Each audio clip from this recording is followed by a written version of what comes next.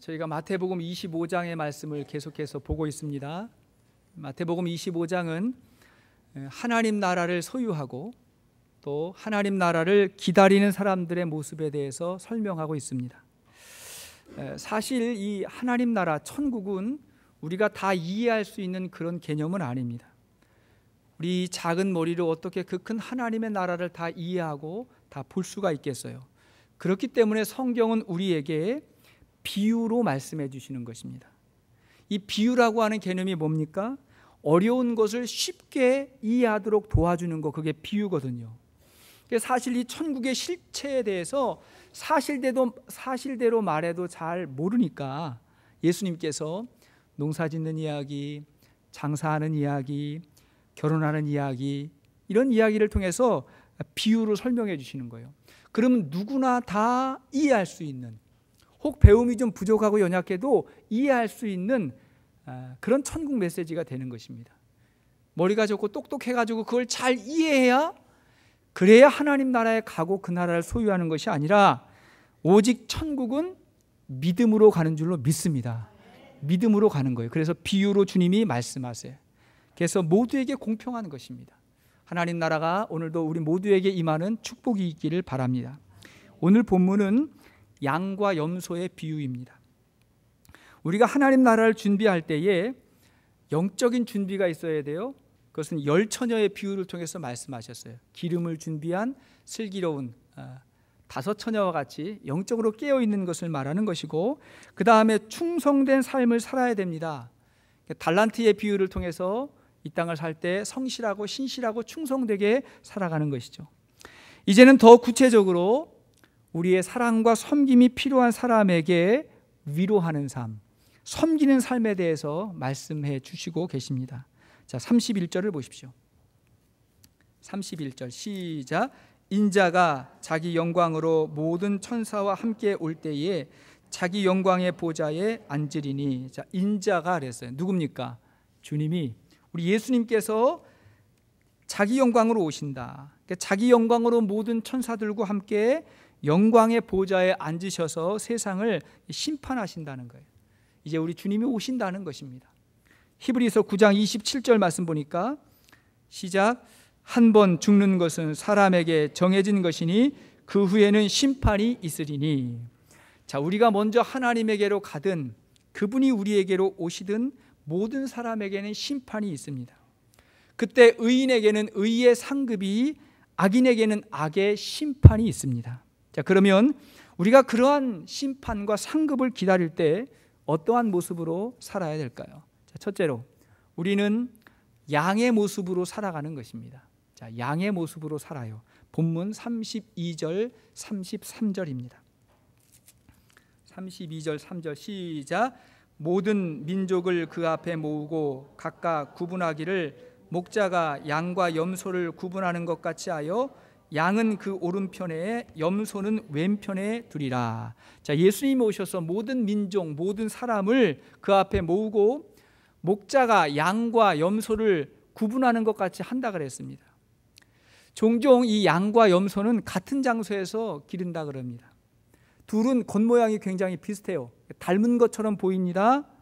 그러나 서로 완전히 다른 성격을 가졌고, 정말 중요한 건 뭐냐면 목자가 함께 기르다가도 저녁에 우리 안으로 들일 때는 나눈다는 거예요. 분리한다는 것입니다. 성경을 보면 그리스도인들을 양의 모습으로 설명할 때가 많습니다. 양의 모습으로. 자, 양의 특징이 뭐예요? 우리가 이미 잘 알고 있겠지만 양은 굉장히 온순합니다. 참 온순해요. 착해요. 그런데 미련하고 너무 약하고 눈에 뵈는 게 없어요. 이 말은 뭐냐면 시력이 약하다는 거예요. 너무 약해가지고 눈에 뵈는 게 없어요. 잘 가지를 못해, 찾아가지를 못해요. 그런데 이 양에게 발달된 것이 청각입니다. 굉장히 발달됐다 그래요. 그래서 양은 목자의 음성을 듣고 그 음성을 따라갑니다. 그러면 자신의 능력이 아니라 목자의 인도함을 받고 안전한 곳으로 찾아가며 살아가게 되는 것입니다. 자, 성경을 보면 요한복음 10장 14절 이하의 말씀을 보십시오. 시작. 나는 선한 목자라. 나는 내 양을 알고 양도 나를 아는 것이 아버지께서 나를 아시고 내가 아버지를 아는 것 같으니 나는 양을 위하여 목숨을 버리노라. 또 이 우리에 들지 아니한 다른 양들이 내게 있어 내가 인도하여야 할 터이니 그들도 내 음성을 듣고 한 무리가 되어 한 목자에게 있으리라. 자, 나는 선한 목자라. 누구를 말해요? 예수님이죠. 자, 그들이 양들을 이끌고 갈 때 뭘 듣고? 내 음성을 듣고. 자, 그들이 내 음성을 듣고 우리 안으로 들어간다 그랬어요. 반면에 염소는 성격이 거칠고 난폭합니다. 이 염소가 잘하는 게 뒷발질이에요. 뒷발질을 잘한답니다. 또 목동의 뒤를 따라가는 것이 아니라 앞서 가려고 그런대요. 앞서 행하려고 하는 거예요. 이것은 아주 교만한 인간의 모습을 보여주는 것입니다. 자, 최후에 있을 심판에 양은 오른편에 놓이게 됩니다. 자, 오른편에 놓이게 돼요. 자, 왜 그랬습니까? 자, 34절을 보십시오. 34절 시작. 그때에 임금이 그 오른편에 있는 자들에게 이르시되 내 아버지께 복받을 자들이여 나와 창세로부터 너희를 위하여 예비된 나라를 상속받으라. 자, 오른편에 놓여있는 그 양들에게 뭐라고 말해요? 아버지께 복받을 자들이여 이렇게 말합니다. 자, 하나님의 복을 받을 사람이 영원한 천국을 상속받게 되는 것입니다. 그게 하나님의 복이에요.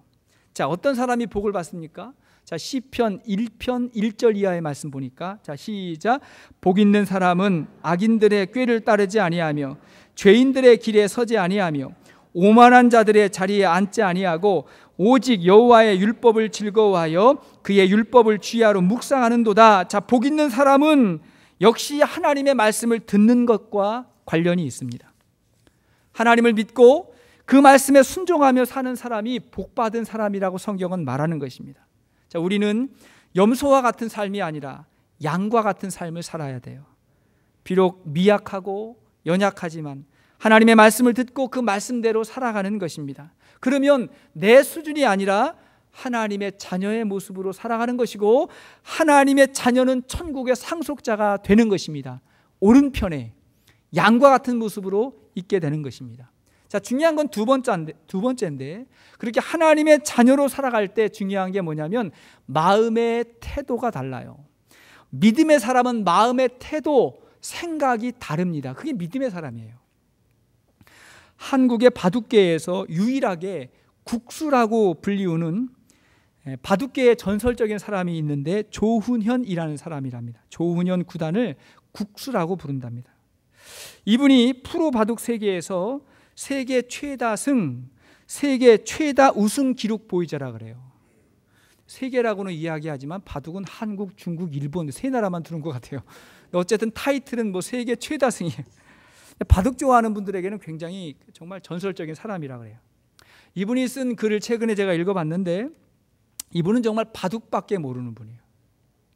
5살 때 바둑에 입문해가지고 학교도 잘 다니지 않고 그쪽으로 나가니까 학교도 별로 이렇게 잘 다니지 않고 조직 생활을 한 적이 거의 없었답니다.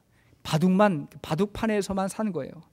그래서 남들처럼 학업, 취업, 진로 등과 같은 그런 문제는 전혀 겪지 못했고 오직 바둑만 두었는데 중요한 건 뭐냐면 그 바둑판 앞에서 모든 인생의 희노애락을 다 겪었답니다. 이게 얼마나 고독하고 외로운 싸움입니까? 그 앞에 앉아가지고 실패와 좌절 또 승리의 기쁨 뭐 여러 가지 모든 것을 그 바둑판 앞에서 자기와의 싸움을 통해서 겪게 된 거예요. 근데 이분이 그 책에서 그런 이야기를 하더라고요. 이제 나이가 한 60이 넘고 지나니까 모든 삶들 또 바둑계에서 통한 그런 경험을 통해서 갖고 있는 생각이 있는데 이렇더라는 거예요. 사는 곳이 천국이 되느냐 지옥이 되느냐는 마음 먹기에 달렸다는 말이 있다.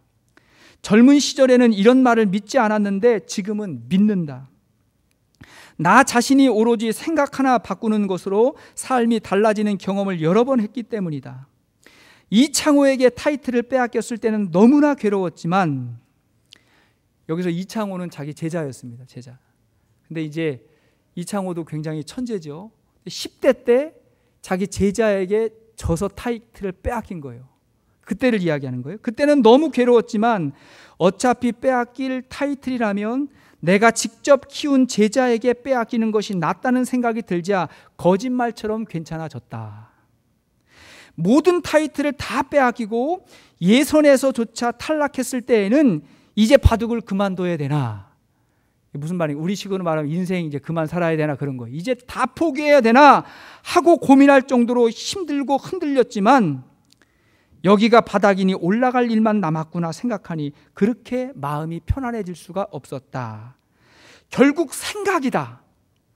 생각이 바뀌면 행동이 바뀌고 행동이 바뀌면 인생이 바뀐다.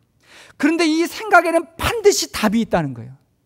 바둑판에 앉아가지고 문제가 있어요. 어려움이 있어요. 근데 이 생각 끝에 반드시 답이 있다는 거예요. 있어요, 없어요? 있다는 거예요. 그걸 발견해가는 과정이 어려웠다는 것입니다. 근데 믿음의 사람에게 중요한 것이 무엇입니까? 어떤 생각을 가지고 있느냐? 마음의 태도의 문제인 것입니다.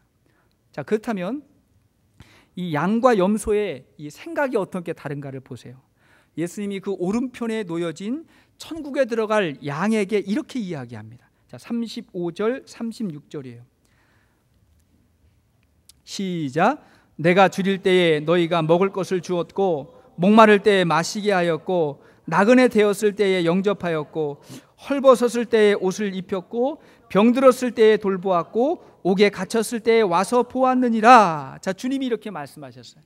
일단 이들이 어떻게 해서 그렇게 했는가를 생각하기 이전에 그렇게 주님이 이야기를 했을 때 이들이 어떻게 반응하는가, 어떤 태도를 가지고 있는가, 그게 먼저 중요한 것입니다. 그게 37절 말씀이에요.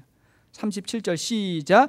이에 의인들이 대답하여 이르시되 주여 우리가 어느 때에 주께서 줄이신 것을 보고 음식을 대접하였으며 목마르신 것을 보고 마시게 하셨나이까? 이 말은 뭐예요? 내가 어느 때 그렇게 했습니까? 라고 하는 말은 그들이 한 것을 기억하고 있는 거예요? 잘 기억 못하는 거예요? 잘 기억 못하는 거예요. 아니, 이들은 자신들이 행한 것들을 드러내지 않습니다. 자랑하지 않습니다. 어쩌면 진짜 모르는 것 같아요.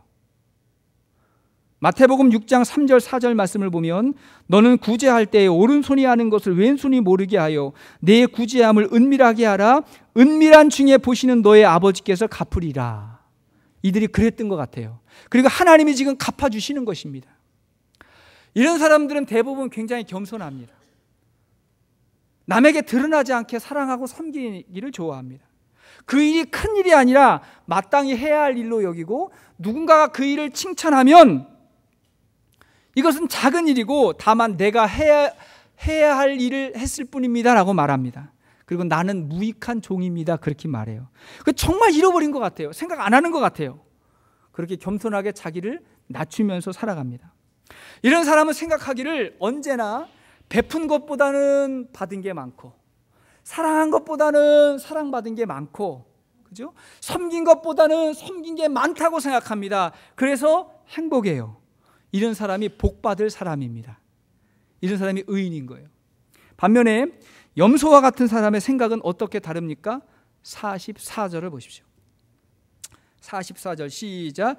그들도 대답하여 이르되 주여 우리가 어느 때에 주께서 줄이신 것이나 목마르신 것이나 나그네 되신 것이나 헐벗으신 것이나 병드신 것이나 옥에 갇히신 것을 보고 공양하지 아니하더이까? 자, 이 말은 했다는 거예요? 안 했다는 거예요? 했다는 거예요. 내가 하지 않았습니까?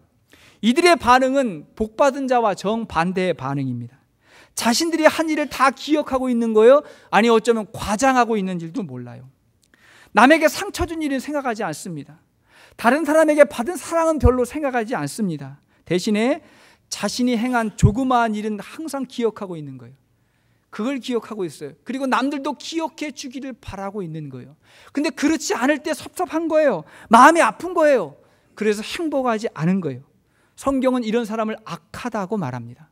마음의 태도가 다르죠? 자세가 달라요. 여러분, 종종 우리가 하나님에게도 생색낼 때가 있는 것 같아요. 종종 그럴 때가 있습니다. 나는 교회 열심히 다녔고 나름대로 봉사도 했고 헌금도 했다고 생각합니다. 자신보다 훨씬 많이 헌신한 사람도 나는 항상 부족하다고, 나는 받은 게 더 많다고, 은혜가 더 넘친다고 그렇게 생각하는데, 이런 사람은 내가 이 정도 하면 충성한 것 아닙니까? 하고 하나님에게 자기 의의를 드러낼 때가 있습니다. 그러나 하나님은 아니라고 말합니다. 그것은 너를 위해서, 너의 목적을 위해서 한 일이라고 말합니다. 정말 하나님을 위한 헌신이었다면 그런 생각은 하지 않습니다. 다 믿음으로 말씀으로 선택한 다음에 나는 한 것이 없습니다, 부족하고 연약한 종입니다라고 말할 수 있는 그 믿음이 참 믿음이고, 하나님은 그 믿음을 귀한 것으로 여기고 그가 구하지 않은 것까지도 주시는 분인 줄로 믿습니다. 중요한 게 뭔지 아세요? 마음의 태도예요. 너희는 먼저 그의 나라와 그의 의를 구하라. 그리하면 이 모든 것이 너희에게 더해지리라. 그러니까 중요한 게 뭐냐면 지금 내가 품고 있는 마음의 생각과 태도가 도대체 어떤 마음을 가지고 하나님 앞에 나아가느냐, 그것이 중요한 것입니다. 자, 세 번째 포인트는, 자, 그렇다면 의인된 사람이 하는 하나님 앞에 충성이 무엇일까요? 40절을 보십시오. 40절 시작. 임금이 대답하여 이르시되 내가 진실로 너희에게 이르노니 너희가 여기 내 형제 중에 지극히 작은 자 하나에게 한 것이 곧 내게 한 것이니라 하시고, 자, 주님이 뭐라 했어요? 지극히 작은 자에게 베푼 사랑과 섬김을 말하는 것입니다. 여러분, 이 말씀만 듣고 또 쉽게 생각하기를 뭐 길거리에서 노숙자나 홈레스에게 동전 몇 개 주고 뭐 지폐 몇 장 준 거 가지고 내 믿음과 내 신앙을 스스로 평가하지 않기를 바랍니다. 물론 그런 것들도 중요해요. 필요해요. 그러나 여기서 말하는 지극히 작은 자라고 하는 것은 우리 주위에 있는 고통과 어려움 가운데 있는 사람들을 말하는 것입니다. 그래서 나의 사랑과 위로가 필요한 사람을 말하는 것입니다. 그러면서도 그가 작은 자이기 때문에 내가 사랑해줘도 그가 나에게 해줄 게 없어요. 그러니까 작은 자죠. 사람들은 종종 내가 많은 것들을 베풀어 주면 나에게 줄 것이 있는, 보상할 것이 있는 사람들에게 많은 것을 하기를 원해요. 세상은 그런 것들을 뇌물이라고 말합니다. 뭔가 다른 조건이 있는 거죠. 근데 그것이 아닐지라도, 내가 저에게 아무리 많이 사랑하고 베풀지라도 그가 나에게 해줄 것이 아무것도 없어도, 아니 그거 기대하지 않고라도 내가 주님을 사랑하는 마음으로 섬길 수 있는 사랑과 섬김을 말하는 것입니다. 여러분, 이런 사람은 멀리 있지 않다고 생각합니다. 아주 가까운 데 있는 사람이라고 생각하고, 혹은 이 자리에 함께 있는 사람들이라고 생각합니다. 그래서 성경은 우리에게 참된 위로자로 살라고 말합니다. 참된 위로자로 살아가는 것, 그 마음이 중요해요. 마음부터 시작되는 것입니다. 그래서 참된 위로자는 어떤 사람이냐면, 첫째, 사람들의 아픔을 이해해야 됩니다. 먼저 뭘 이해해요? 아픔을 이해해야 돼요. 여러분, 고난 가운데 있다고 무조건 물질과 물건을 갖다 줘야 된다고 생각하면 그건 무례한 사람 될 수 있어요. 가장 먼저 중요한 게 뭐냐면 그 아픔을 이해하고 함께 아파하는 거예요. 욥기를 보면 욥이 정말 큰 고난을 당하잖아요. 욥이 고난을 당할 때 그 욥의 친구들이 도와준다고, 위로해준다고 찾아와요. 그래서 말을 하는데 욥은 그 친구들에게 조금도 위로를 받지 못하는 거예요. 오히려 마음이 더 아파요. 왜 그랬나 보니까 그들은 욥의 마음을 이해하지 못하고 뭐가 잘못됐는가 논쟁을 벌이는 거예요. 잘잘못을 따지고 있는 거예요. 여러분, 어려움 가운데 있는 사람들에게 먼저 잘잘못을 따지려고 하면 안 돼요. 그냥 그의 아픔을 먼저 이해해주고 받아줘야 돼요. 거기서부터 시작이 되는 것입니다. 그래야 그가 내 마음을 듣는 거예요. 여러분, 우리가 목장 모임할 때 많이 강조하는 것이 무엇입니까? 그들이 어려운 이야기, 아픈 이야기를 할 때 먼저 답을 알려주기 이전에 같이 아파하는 거라 그랬죠. 같이 그 아픔과 슬픔을 나누는 거라. 그게 먼저예요. 그게 먼저. 그게 먼저가 돼야 그 다음 과정이 되는 것입니다. 예를 저도 마찬가지예요. 우리 성도님들에게 여러 가지 상황과 아픔이 있는데 찾아왔을 때마다 즉각적으로 내가 알고 있는 답을 이야기해 준다 그러면 많이 떠나실걸요? 교회 많이 떠날 거예요. 그게 아니에요.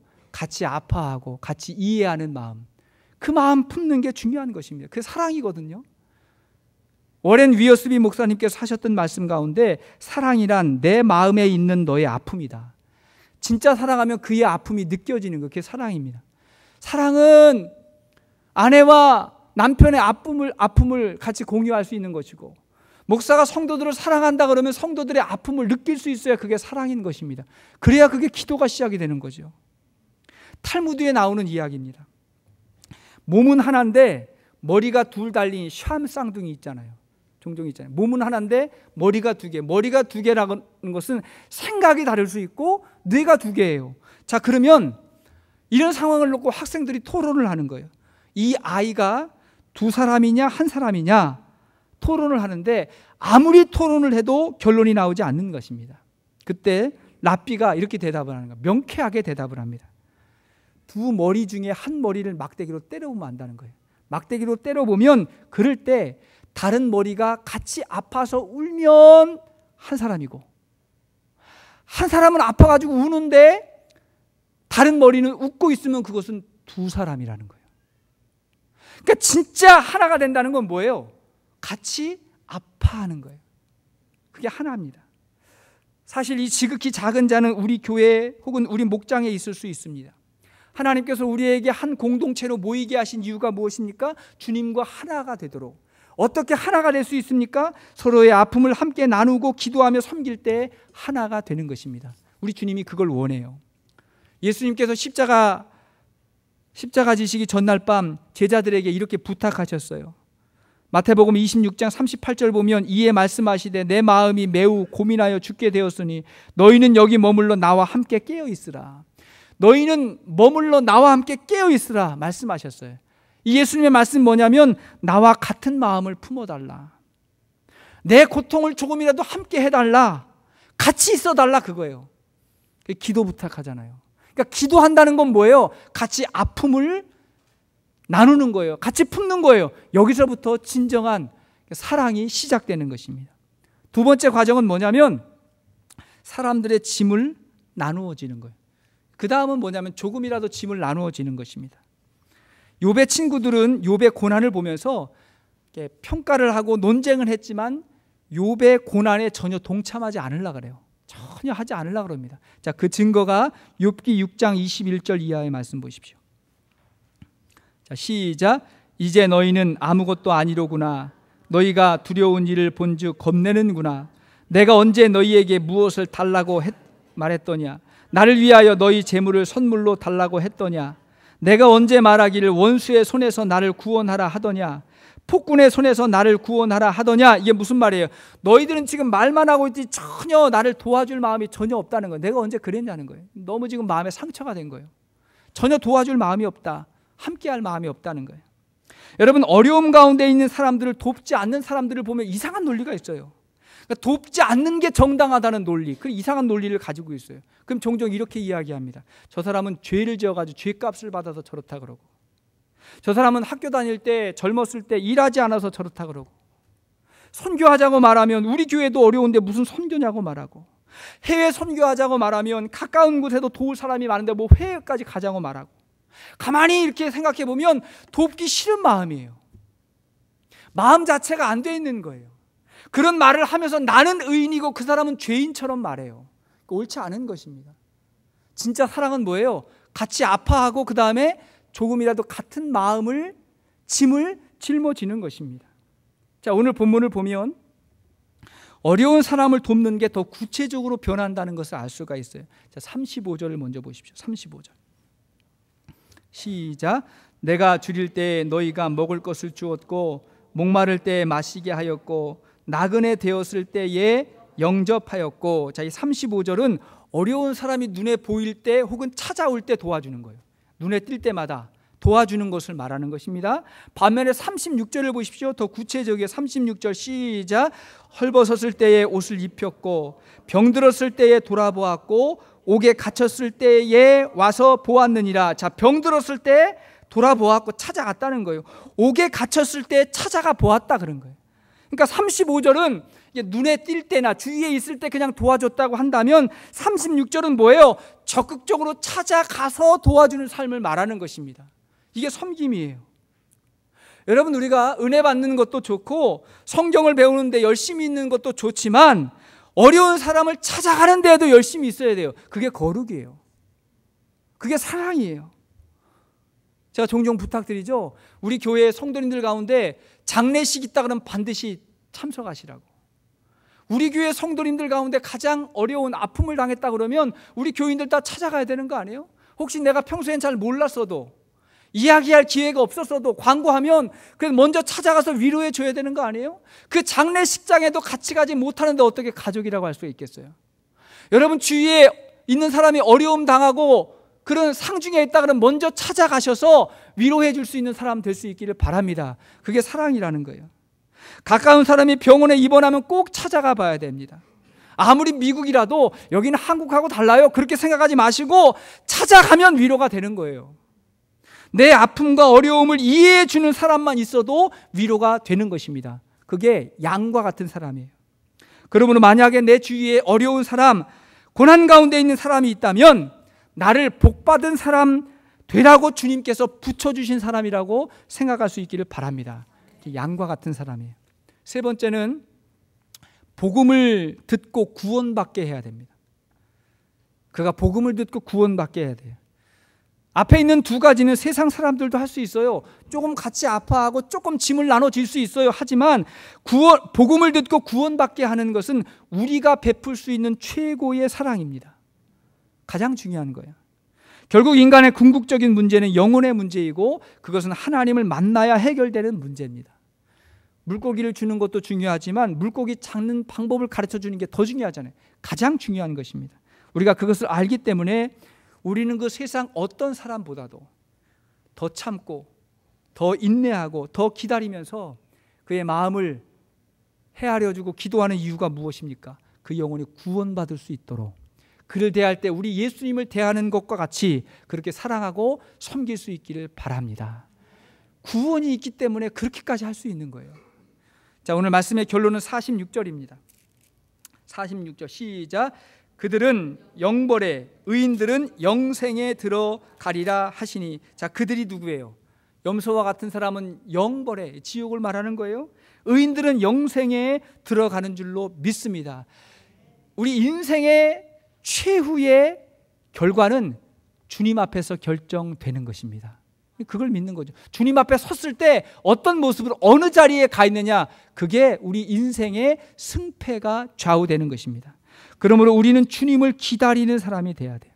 우리 주님을 기다리는 사람이 되는 것입니다. 바로 그것이 구원을 누리는 삶입니다. 여러분, 근데 제 말씀의 결론을 맺으면서 오늘 본문을 보면서 이걸 오해하면 안 돼요. 그래서 오해하면 안 되는데 뭐냐면, 우리가 구원받는 조건을 선행으로, 그 다음에 행위로 구원받는다고 생각하면 안 됩니다.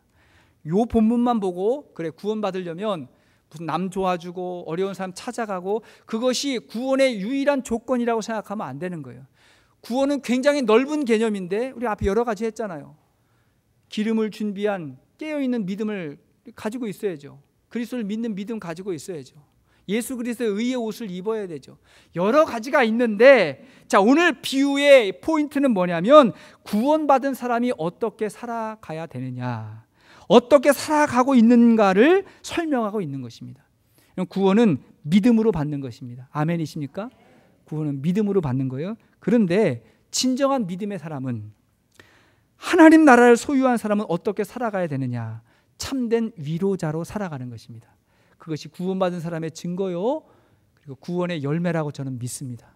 우리가 항상 위로자로, 격려자로, 축복자로 나의 사랑이 필요한 사람에게 먼저 찾아가서 일으켜 세워줄 수 있고 기도하고 섬길 수 있는 주의 종들 될 수 있기를 주의 이름으로 축원드립니다.